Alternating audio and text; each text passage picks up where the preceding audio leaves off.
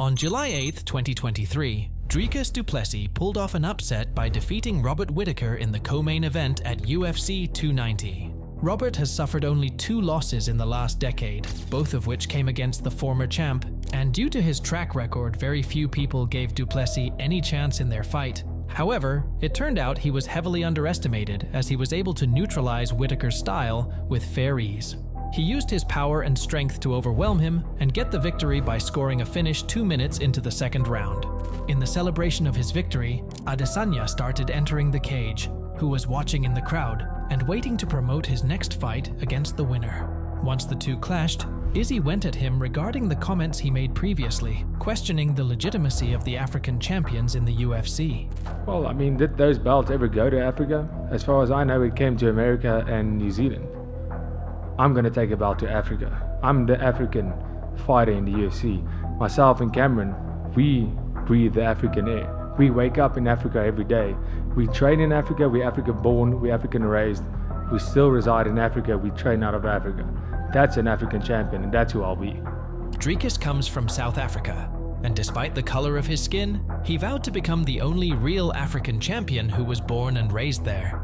These comments rubbed Izzy the wrong way, and he decided to confront him in the octagon and cut the promo for their future fight. This is my African brother right here. Let's go. What's up? Let's go.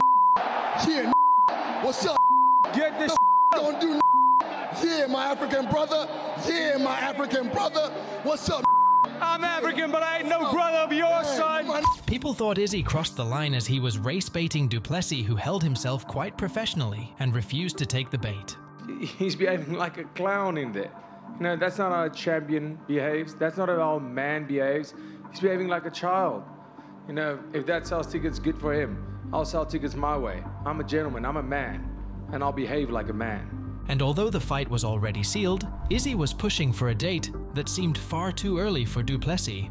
UFC was going to Sydney, and he wanted to make sure to partake on this card, as it was an opportunity for his hometown fans to fly out and see him fight live. But Du Plessis was dealing with injuries from his previous fight and needed more time to recover. This situation caused him to reject the championship fight and delay his shot at the title for later down the line. I'm fighting in Sydney. I don't give a who. Dricus Du Plessis. Dricus. Off. You're out. Strickland, you're in. And even though Strickland had lost against 2 of the top contenders not so long ago, he also took on a couple of very risky fights, where he had very little to gain and a lot to lose. Considering the UFC is known for rewarding fighters who take risks, and that Izzy had already beaten everybody in the top 5 at the time, he seemed like a logical next contender. Because of forfeiting his shot at the title, Izzy had announced that after beating Strickland, he would be looking at other contenders besides Du Plessis. This is the UFC.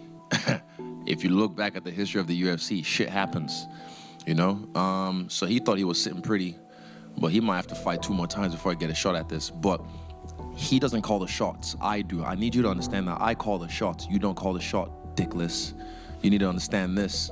You can sit pretty wherever you want, but if I decide to, I might give it to whoever wins between Costa and Khamzat, not you. Unfortunately for Izzy, things didn't go his way on fight night, and he ended up losing to Strickland by unanimous decision. This meant if Izzy wasn't to get an immediate rematch, Dricus would be facing Strickland for the title next. On November 6th, UFC boss Dana White came out and announced the lineup for the first 3 pay-per-views of the year, which included Du Plessis versus Strickland in January. UFC also hosted a seasonal press conference that featured fighters from the 3 main bouts on these cards. Considering there were 6 fighters who don't shy away from talking down to their opponents, fans were guaranteed to see some entertaining back and forth. The only thing, Dricus, just don't let your coach grab your dick no more.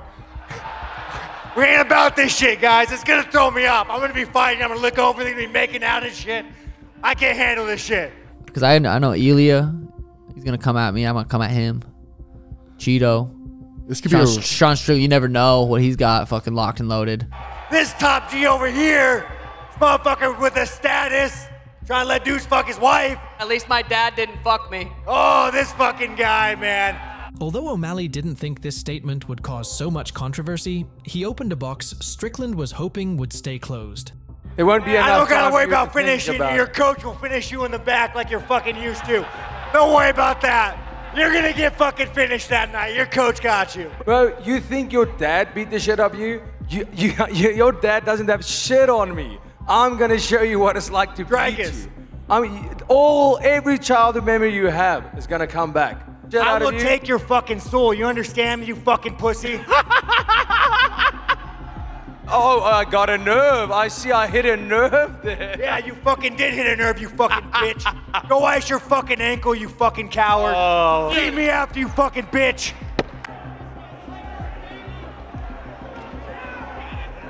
The back and forth between the two escalated further the day later during UFC 295 event. They were spotted sitting next to each other in the crowd, and once the camera was on them, things turned for the worse. On to move.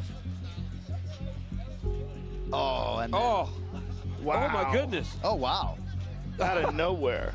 That's kind of crazy. Following the incident, Sean was seen willingly leaving the arena, and luckily none of the people around them got hurt. This topic turned out to be a weak spot for Strickland, as the trauma he suffered as a child still lives with him. You know what I'm talking about? Huh? Yeah, man. Have you ever heard that? Yeah, I'm sorry, bud. So, man. Oh, fuck. Fuck. Just takes like, it's one of the hard things that people don't understand, like trauma, you know? Yeah. I mean, the day, dude, like, I'm a grown-ass man. I don't give a fuck. I mean, you could post this. I don't care. Oh, dude, I don't have any. No, it's all good, dude. I mean, it is what it is, dude. Like, it is what it is. Like, people understand, like, when I talk about, like, oh, I'd kill a man. It's like, you don't understand, dude. Like, you go through that level of trauma, like, you just view the world differently. Whenever Dricus goes on there and, like, he jokes about that shit. Right. It's like, dude, you have no idea. Not many people knew Strickland was still dealing with these problems, including his close friends and teammates.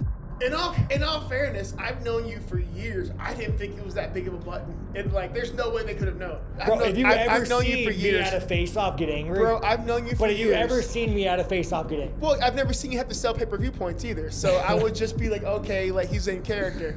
Even when it happened, I messaged you like, bro, I've known you for years. We talked about this. I didn't think it was that big of like a sticking point. I was like, I learned something new today. However, not everyone sided with Sean on this issue, given his tendency to publicly go after others and bring embarrassing matters to light. Colby is an utter piece of shit. Like, God, Ian Gary is such a fucking cunt, dude. When you guys interview him, like, do you ever ask him, like, what are you gonna do when she's 16, you're 40, and like, are you allowed to fuck other women? Like, I'm not jerking my fucking dog off, swearing allegiance to China, shitting on my ex-girlfriend. Sean later went as far as threatening to stab Du Plessis if he was to bring this up at their next press conference. I actually sent him a message, and I was like, dude, listen, Dricus, we're gonna go try to murder each other, but if you bring that shit up again, I will stab you. Fortunately, tensions eased when the two encountered each other next time.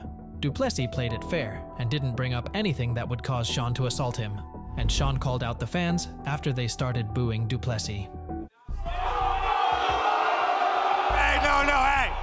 Everybody, calm down. This man's a fucking warrior. We're gonna fucking fight hard for you fucking guys. And applaud him and encourage him because we want a fucking war. Damn, Canada, your boos suck way worse than Vegas boos, I have to tell you that. You have to get a lot louder than that. We're gonna try to fucking kill each other for you guys. Dricus, can I get an agreement? To the fucking death. To the fucking death! Yes! Although both guys were calling for a dogfight, their styles matched up perfectly for an entertaining fight, considering both of them like to push forward and don't do very well when put on the back foot. And even though Sean was ahead of him when counting the significant strikes landed, it seemed like DDP was inflicting more damage throughout the rounds. The fight was razor close and ended up going in Du Plessis' favor, with two of the judges scoring the fight 48-47 in his favor. What seemed like a deciding point of the fight was a cut DDP landed on Sean in a second round that compromised his vision for the rest of the fight. Unfortunately, in a fight replay, it turned out that the cut appeared after a headbutt and not from landing a legitimate strike. Some would say that Izzy played a huge role in building lots of names at middleweight recently, but another guy Izzy helped get his name out there isn't even in his weight class. So check out my deep dive on Manel Cap and how his beef with the city kickboxing team made people take notice.